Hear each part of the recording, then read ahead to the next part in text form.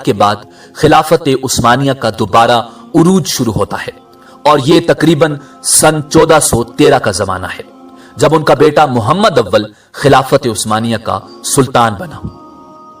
ناظرین، سلطان محمد اول 5 جولائی سن 1413 سے لے کر 26 مئی 1421 تک سلطنت عثمانیہ کے سلطان رہے۔ آپ کو سلطنت عثمانیہ کا دوسرا بانی بھی کہا جاتا ہے، اور یہ پہلا عثمانی سلطان تھا جس نے پہلی بار قسطنطنیہ کا محاصرہ کیا اور دارالحکومت کو برسا سے ادرنا منتقل کر کے سلطنت عثمانیہ کو ختم ہونے سے بچایا، اور بغاوتوں کو ختم کرنے کے ساتھ ساتھ البانیہ سمیت کئی علاقے فتح کر کے سلطنت عثمانیہ میں شامل کیے۔ ان کی وفات کے بعد ان کا بیٹا سلطان مراد ثانی حکمران بنا۔ ناظرین، سلطان مراد ثانی سلطنت عثمانیہ کے پہلے سلطان تھے جو 2 مرتبہ سلطنت عثمانیہ کا تخت اپنے بیٹے کے حوالے کر کے صوفیاء کی محفلوں میں چلے گئے تھے، اور سلطنت عثمانیہ کے نیک سلاطین میں سلطان مراد ثانی کا نام سر فہرست ہے۔ آپ کا پہلا دور حکومت سن 1421 سے لے کر 1444 تک، جبکہ دوسرا دور حکومت 1446 سے لے کر 1451 تک تھا۔ آپ کا دور حکومت بلکان اور اناطولیہ میں زبردست جنگوں کا دور تھا، جس میں انہوں نے شاندار فتوحات حاصل کی۔ ان کے بعد ان کے بیٹے سلطان محمد ثانی المعروف سلطان محمد فاتح قسطنطنیہ سلطنت عثمانیہ کے حکمران بنے۔ سلطان محمد فاتح وہ عظیم سلطان تھے جنہوں نے سن 1453 میں قسطنطنیہ کو فتح کر کے نبی آخر الزماں حضرت محمد صلی اللہ علیہ وسلم کی پیشن گوئی کو حق ثابت کیا۔ آپ بھی 2 بار تخت نشین ہوئے۔ پہلی بار 1444 سے 1446 تک محض 11 سال کی عمر میں 2 سال سلطنت عثمانیہ کے سلطان رہے، جبکہ اس کے بعد 1451 سے 1481 تک خلافت عثمانیہ کی باغ دوڑ سلطان محمد فاتح کے ہاتھ میں رہی۔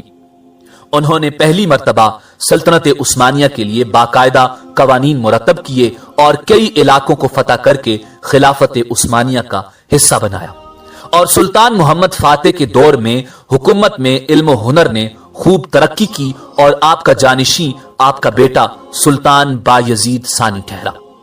سلطان بایزید ثانی نے سن 1481 سے لے کر سن 1512 تک سلطنت عثمانیہ پر حکومت کی۔ سلطان بایزید کے دور میں کئی بغاوتوں نے جنم لیا اور سلطنت خانہ جنگی کا شکار رہی۔ آپ کے تخت و تاج کا وارث آپ کا بیٹا سلطان سلیم اول تھا۔ ناظرین، سلطان سلیم اول کو خلیفۃ الاسلام، امیر المومنین اور خادم حرمین شریفین کے القابات سے یاد کیا جاتا ہے، جن کا دور حکومت 1512 سے 1520 تک رہا۔ سلطان سلیم کے دور میں ہی خلافت عباسی خاندان سے عثمانی خاندان میں منتقل ہوئی، اور مکہ و مدینہ کے مقدس شہر عثمانی سلطنت کا حصہ بنے، اور مصر خلافت عثمانیہ کا صوبہ بنا۔ ناظرین، سلطان سلیم اول کے دور حکومت میں امیر البحر خیر الدین پاشا باربروسا نے خلافت عثمانیہ کی اطاعت قبول کی۔ ناظرین، سلطان سلیم اول کی وفات کے بعد ان کے بیٹے سلطان سلیمان اعظم القانونی خلافت عثمانیہ کے سلطان بنے۔ آپ نے سن 1520 سے 1566 تک سلطنت عثمانیہ کی باغ دوڑ سنبھالی۔ آپ کے دور حکومت میں معاصرہ بلغراد سن 1521 میں ہنگری افواج نے عثمانیوں کے ہاتھوں شکست کھائی اور بلغراد سلطنت عثمانیہ میں شامل کر لیا گیا۔ پارگلی ابراہیم پاشا کو وزیر اعظم سلطنت عثمانیہ مقرر کیا گیا، جو سلطنت عثمانیہ کا پہلا باقاعدہ وزیر اعظم مقرر ہوا۔